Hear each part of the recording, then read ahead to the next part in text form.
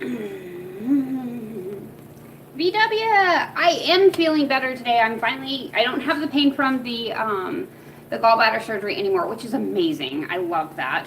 So, and it's actually a pretty good day. I started out with a pain level of about 8. My bladder is spasming quite a bit today, so it's kind of bothering me. This is my second dab this morning. I have to think about it. This is my second dab this morning, and I want to say that I have more energy, and I feel like I could get up and do something. I just don't know what. But I am, hey Michelle, how you doing? Cake bomb, that sounds yummy. So yeah, overall, this does help reduce the pain, not as much as an indica strain. Most of the indica strains do a lot better with the pain for me. I don't know, how do you guys feel? Do you guys have a preference when it comes to pain management on indica or sativa? Throw it down in the comments below, because I am curious if you guys find any of that. I've talked to people that have said, that are like me, that say that they don't use a lot of sativas because it makes them more hyper. And so I've heard that. But I'm curious, do you guys prefer indica to sativa when it comes to pain management, and why? Throw it down in the comments below, because I'm curious, and this is something that, you know, I love my indicas. I don't blame you there, Michelle. I'm more indica too. And my other half is more sativa. So, I mean, everybody's a little bit different, and we all have our own preferences. Shannon O'Brien says, I'm so glad you're recovering from the gallbladder surgery. Yeah, you know, it was a gallbladder surgery. You would think that the hysterectomy would have been worse than the gallbladder surgery, but for some stupid reason, I was in a lot more pain with the gallbladder surgery than I was the hysterectomy. So I thought that was kind of funny. So let's go ahead and do one more dab of this.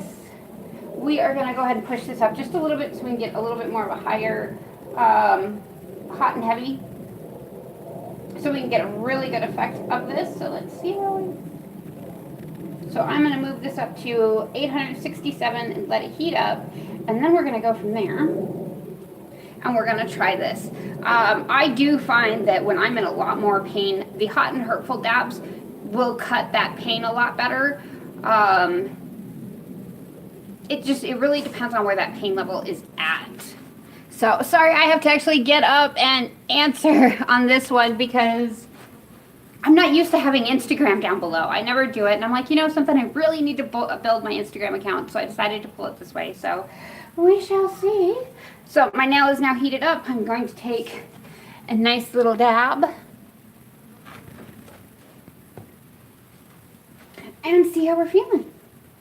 As always, guys, fuck cancer.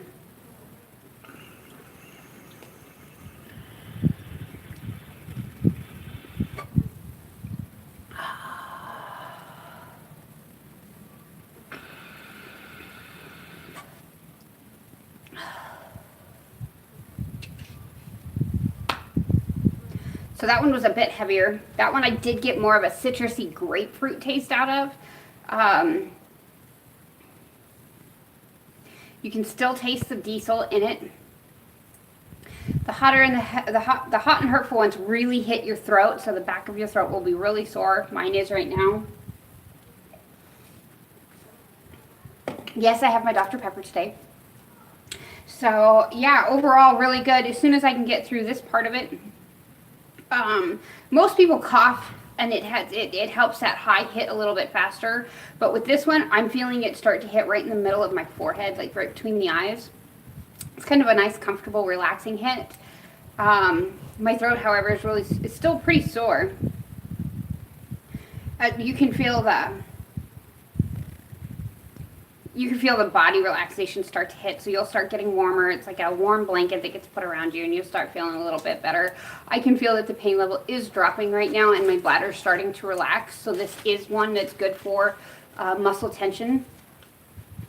But I find that the indicas do better with that muscle tension and all of that stuff. So it really just depends on your preferences. Sativas, Michelle says sativas trigger her anxiety. I have heard that too. I had talked to a bud tender about a year ago, and we were talking about sativas, and he said the same thing, is that he gets really anxious with it. His heart rate goes up, and he gets shaky, and he feels like he's going to be sick, and so he stays away from a heavy sativa, and he does more of the hybrids, the indica hybrids, that have that indica to help relax you. So it's kind of cool. So overall, yeah, you can feel it start to relax. I feel like I could get up and do something, so you do get kind of an energy boost with it, which is really nice. So overall, it's a great...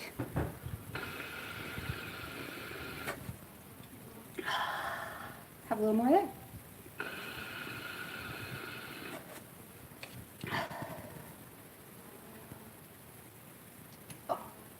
So overall, very, very nice. Thank you, Arizona Organics. VW says, are all your doctors okay with cannabis? All of my doctors know that I use cannabis. All of them, let me rephrase. My primary care doctor is thrilled that I use cannabis. He loves it. My other doctors, they won't say yes or no either way, but they kind of give the hint that it's okay in their book, but they feel like they just can't say it. I don't know. When I went to the university hospital, they said that they have nothing against cannabis. They just can't write a script or anything like that for that. And I'm like, yeah, I know how it works. So yeah, it is.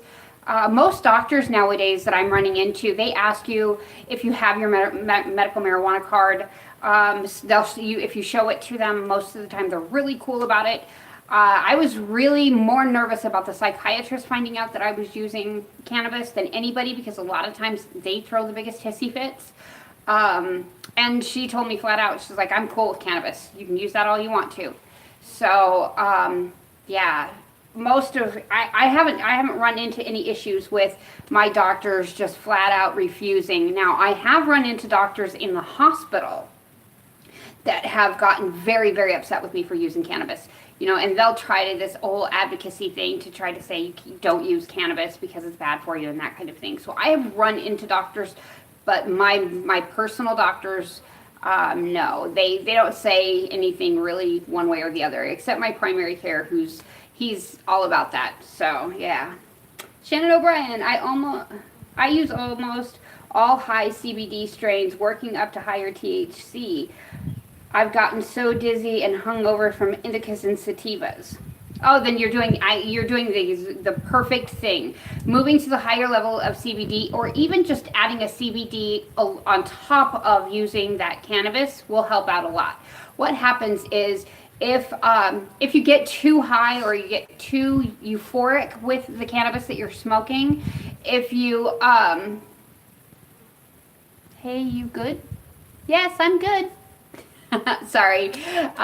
Most of the time, if you take and add like a CBD tincture or a CBD cookie or something with CBD in it, you can get that euphoria. It will calm down. So it will take the effects, CBD will take the effects of that cannabis, of that THC away from, if that's what you're looking for. And if you're ever looking for a company that does CBD at decent prices, I do know of one, and I will make sure to put their information in the comments below so you guys can have it if you want to. The products, from what I understand, are really, really good. I didn't get to look at the testing as of yet, but I will definitely look at that before I put the link up, because that's my big thing, is quality over quantity. I want to see those tests. I'm big about those tests. So that's the only thing I say right now, is that I haven't actually looked at them. So, but I will look at them and let everybody know. So we live in New Jersey, but surgery was in Pennsylvania. Wow. Why'd you have to go to Pennsylvania for the surgery? Why so far? I had minor surgical procedure Monday. The doctors were cool with it. I didn't have any for 8 hours plus before the procedure. Yeah, a lot of times that's what the doctors will say before any procedure, is that they want you to stay off of cannabis for at least 24 hours before you go into surgery. As I've always told you guys, I'm going to be very, very honest with you. I have smoked cannabis up until the time I walked into the hospital to check in for surgery. There has never been a reaction. I've never had an issue, but I do tell you guys to be advised that it can be dangerous. Don't do it. Do as the doctors say. Wait that 24 hours, simply because your health and safety is the most important thing. So, yeah. So, Why'd you have to go so far for the surgery? And what type of surgery was it? Was it that's what I'm curious about. So yeah, always make sure, anytime you're going into the hospital or even to your doctor's office or taking medications or doing any of these things, if you're using cannabis on top of that, I recommend that you talk to your doctors about it. Most doctors today are pretty cool about it. If your doctor's not cool about it and you feel that you want a second opinion, that is completely your right, and you have I encourage you to do it. Your healthcare provider is there to work for you. You're not there to work for your provider. So, but I do recommend listening to your provider, please. My urologist is a specialist in IC, and she's in Pennsylvania. Oh, you had to have a cystoscopy. Okay. Yeah, that's what I did on Monday. Is I had to go in for a bladder test for my IC, and they did the cystoscopy right there in the office. And I'll tell you what, it was absolutely horrible. The urethra is so painful, and when you have to have that catheter put in and have the camera done, and you're awake, it sucks. One thing I can tell you is it's very, very quick. So, and I'm glad that you are seeing a specialist for your IC. I've suffered from this disease for 20 years. This is the first time I've had the opportunity to go to the university hospital, because I didn't even know that they specialized in it. I didn't do all of the research. I listened to my doctor because he was one of the best in our area. And then he said I was out of his scope and sent me to the university. So I understand I have to drive for mine as well. But yeah, I had to have that cystoscopy while I was awake, and oh my God, it sucked. So yeah, but yeah, stay on those meds. I can tell you that I have not run into any bladder medications whatsoever that has ever interacted with cannabis. So you should be good. And I've even taken them with RSO, so the higher doses of cannabis. So you should be fine. If you can get that RSO, though, I can tell you that it does help a lot with the pain of IC. That pain that's associated with IC is just horrendous, and I'm getting to the point to where it will stop me in my tracks, and I even make the noise anymore because it surprises me, and it just does it so quickly that what do you do, I've looked in New Jersey and tried a doctor near us that claimed to know IC. Train wreck. The first doctor that diagnosed me with IC was my OBGYN. And he's the one that said, okay, it's time to start seeing a urologist. So I started seeing the urologist, and we never went back, basically, because he had retired. So he was actually the head of one of the hospitals for IC, and he was a teacher. He was really cool, but when he retired, nobody understood IC the way that he did. The only problem that I had with him is that he had me on really high doses of Elmeron and diazepam. So, and that was tough. Michelle asked, do you make your own RSO with Everclear? Yes, I do. I actually do it two different ways. I have a friend that has a still, and he has a medical distillant, I guess. I'm like, what would you call this? It's like Everclear, but it's called XFB. It's really expensive, so that's why he has a still, so that way he can just recycle that. But I go over to his house and we'll do that. He's a great guy. He's another cancer patient. He's prostate cancer. So,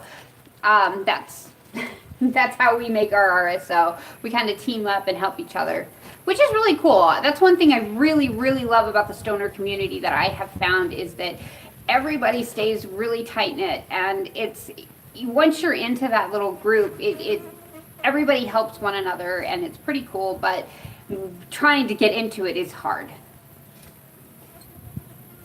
So awesome. Drinking. Oh, Shannon Wright. She had me do a bladder diary. Claimed my only problem was draining too much water, 3 liters a day. Awesome. Drinking. Wow. I have to stay at a gallon of water a day in order to make things work with the IC. So, I mean, I will void anywhere from 400 to 800 cc's of urine at a time. So no, I can't see that as being an issue as long as you're able to drain. The biggest problem with the IC is that you can't drain everything, and that leads to massive bladder infections all the time. I'm to the point now to where I can't tell if it's the cystitis that's acting up or if it's a bladder infection anymore. Such a request to be in your live video. So I'm not sure. I can't see the voiding part of it. As long as you're voiding appropriate, as long as you're voiding, that's the biggest issue. You have to make sure that you're voiding all the way. And that was my issue, is that my bladder stopped voiding little by little. So I had to catheterize because when I would go to the bathroom before I went to bed, I didn't drain all the way. So when I went to bed, I'd end up getting a bladder infection over and over and over again. So I was on antibiotics all the time to try to prevent that from happening. And so I'm still on that. But as the bladder has gone through, it's decided less and less urine can pass through. So you have to catheterize. Otherwise, you have major issues and you're going to get infections and it's going to lead to kidney problems. IC is a nasty bugger. It hurts like hell. It can lead to a lot of different things, and it lasts for a long time, and it tortures people. And then they have to go in and look and make sure everything's okay. And in doing that, it causes a lot more pain. So it's kind of this never-ending cycle. So she finally agreed to give me bladder installations. I'm assuming that's with the Elmeron in it, because that's what she should be doing. It's a saline with the Elmeron crushed up in there. Well, it's their capsules. You open them up and you pour it in, and they put that into the bladder, or they put a catheter up and then they instill that in the bladder. You hold that into your bladder for at least 30 minutes. Let it do what it's got to do inside the bladder, and then you can go to the bathroom again. When 2 more weeks later, when I was in physical tears, first time crying in public, it's what happens. Your bladder seems to affect everything. When your bladder is pissed, and that's basically what I call it, you get nauseous, you get sick to you get nauseous, you'll start vomiting. You want to scream, you want to break something, but you know that it's not going to help. You want something that can make it go away, but you know that taking, even if you take anything by mouth, it's going to go away on its own before that medicine ever kicks in. And that's the biggest problem. And we know that that's going to happen. So we try to get in front of it and take the medicine, take something for pain before that starts hitting, so it's not so bad. And that's kind of the point where I've been for the last, while, is that I feel like, because when I went to the doctor, when they did the bladder study Monday, they said that my capacity has dropped. And the sensitivity has obviously raised. And so he's maxing me out on all of the meds to see if he can get this to reverse, because I'm a tricky case. Because most of the time people with IC, when they cough or when they sneeze or when they laugh too much or something like that, it causes you to leak a little bit, so they usually have to wear pads. I do not have that problem whatsoever. I don't leak. I don't go. It's one of those things that I don't do that anymore. So I'm lucky in that aspect, but because I'm on this edge and we can't figure out how to pull it back, that's where we're stuck. So that's why I got sent to the university hospital. Here's my comments. There we go. So, sorry about the misspelling. I meant to put drinking. Oh, no, that's fine. She thought that my pain was from bladder stretching out from drinking 3 liters a day. No. Um, I have had my bladder I've been to the point where I couldn't go to the bathroom they had to catheterize me, and I was at over 1,000 cc's that I had voided when they catheterized me in the hospital because the catheter stopped working.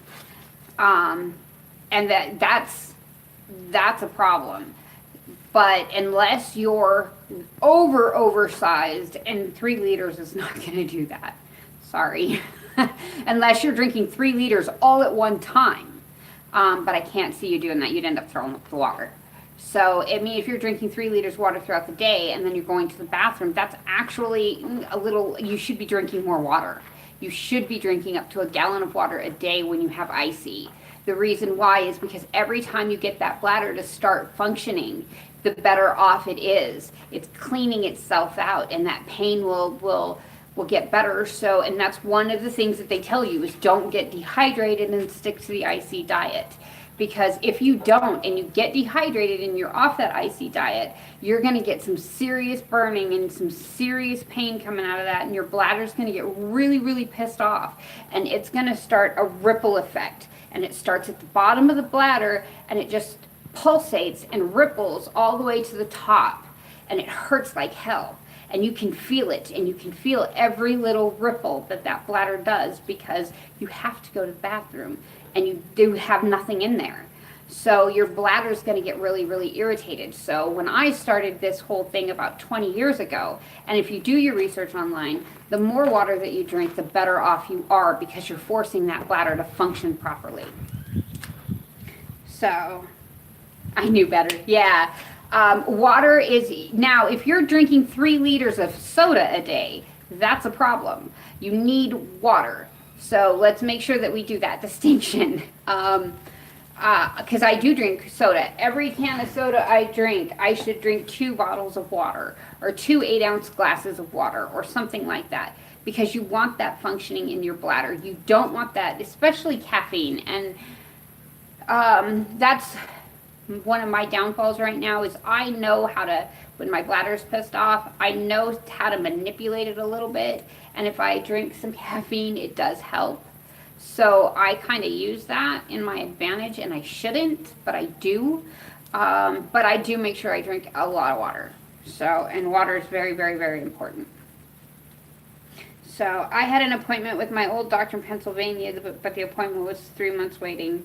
It's hard. More and more doctors are studying and learning about IC and learning that interstitial cystitis is not in our heads, and it's a serious issue. So more and more doctors are looking at this with curiosity and going, why? What's going on? Now, we believe that my IC was caused from radiation from when I was going through cancer treatment. So that's what we believe mine was caused by. But it can be caused by a whole bunch of different things. So you might, if he's a good doctor, you might have to wait that 3 months to get in to see him. Do your research on the doctor, see how great they are. If they have great reviews, like the University of Arizona, they've been, written up several times. They've got a great reputation. I mean, they're on the cutting edge of science with all of this, so it's a big deal for them. So that's why I, chose to go there. And I did have to wait the first time to get in. After that, it wasn't quite so bad. So like now I have to go back in a month, that type of a thing. And we're monitoring because we know that I'm moving to the next step. So sometimes, I'm sorry to say it, we have to bite that bullet and we have to wait, if the doctor is worth waiting for. So just like, when I was in and we talked to my doctor on Monday, he had asked me questions about Botox injections, and I'm like, yeah, I've had them, and yeah, they do kind of work for a little while. It's not too bad. But but it only lasts about 2 months. And is it really worth coming in every 2 months, having to go into surgery, having him do the bladder expansion, having him do, the shots into the bladder, the Botox into there? Is it really worth doing that for, a diminishing amount of time? So that's really what you have to look at is, weigh your options, see how it is. If the doctor is worth waiting that 3 months, I recommend waiting it. And I know that sucks. I've been doing so well. Hey Missy, how you doing? You're at the gym now. Have a great day, sweetie. That's cute. I'd been doing so well. I hadn't seen her in 3+ years, and now a new patient appointment. Yeah. When I first started this disease, I went back and forth. I mean, I was on a full-time Foley for a little while, and it sucked. You saw, because I was bleeding so much. I had so much blood that they had to keep me on a catheter to keep that blood and keep that nastiness out of there and that infection out of there. And then I had to force all these liquids, and they had an IV going, and it was a huge thing. And then all of a sudden we don't even know what happened. And I started doing really good. And I didn't see my doctor for, a few years, and I had to do the same thing. If the doctor's worth it, wait. I hate saying that, but if the doctor's worth it, you kind of just have to, weigh your options. And so, it sucks. I'm sorry. I'm really sorry. I do. VW asked if I like my Tucson doctor. I do. Dr. Twist is a really good doctor. I really do like him. He's been real patient. He talks me through. He tells me what he's going to do. He apologizes for causing pain when he shouldn't need to apologize because it's not his fault. He has to do his tests. So yeah, I mean, I really do. They're real patient. They're real nice. Even the nursing staff and everybody they're just really awesome people. So, happy hump day, Partly Cloudy. How you doing? Oh, so you're gonna have to make another appointment to see him? I would get on that as soon as possible if he's worth it. Maybe, I would get a second opinion. It's always a good thing. If you feel that your doctor isn't versed enough in what's going on with you, you always have that right to get a second opinion, and I really suggest it. I do find with the IC, however, that the indica strains do better with the pain and the discomfort and all of that, just so you know. From a local, okay. So while waiting, I got infusions from a local doctor. Oh, I am doing pretty good today. Thank you for asking. So let's do one small dab. My pain level has dropped now to about a 6. I'm comfortable. We're just going to break off a tiny little piece here because we've been on here, and we're going to do our exit strategy here so I can go inside and start relaxing. So as always, guys, fuck cancer.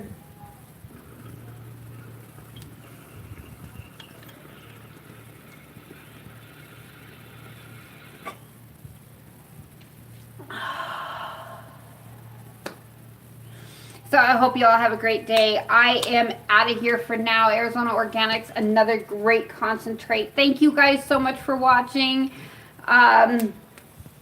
Shannon O'Brien, if you have me on any of the other social media platforms, you can always message me and I'll talk to you about some of this stuff and help you through as much of it that I can. I don't usually answer right away just because I'm busy, but I will answer within a couple of hours. So yeah, if you ever have questions, give me, find me on social media. If you're on Instagram, it's Doc Green Haze. If you're on Facebook, it's Nicola Dickens. If you know where I am here. So, I mean to say the wait was already over. I'm back to seeing, the Pennsylvania doctor now. Good. Awesome. So, yeah, but if you ever need to talk or you ever have questions, hit me up on social media, message me. I'll be happy to talk to you. You can even send me an email. I will be happy to help in any way that I can. So I hope you all have a great day. Mad love. And I will see you guys tomorrow. Bye.